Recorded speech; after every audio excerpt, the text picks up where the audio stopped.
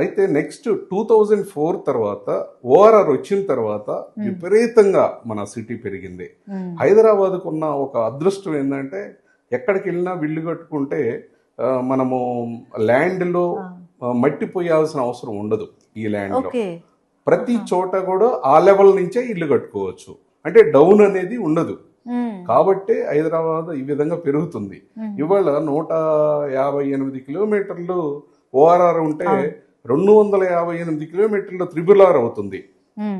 Next government ఏం proposal చేస్తుంది, తెలంగాణ చుట్టూ ఒక రౌండ్ సర్కిల్ ప్రొవైడ్ చేస్తుంది.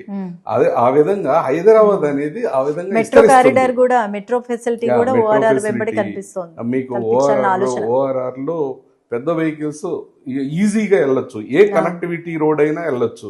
హైవే ఉంది, బెంగళూరు హైవే వెళ్ళినా, బాంబే హైవే వెళ్ళినా, లేకపోతే విజయవాడ హైవే వెళ్ళినా ఈజీ యాక్సెస్ ఉంది.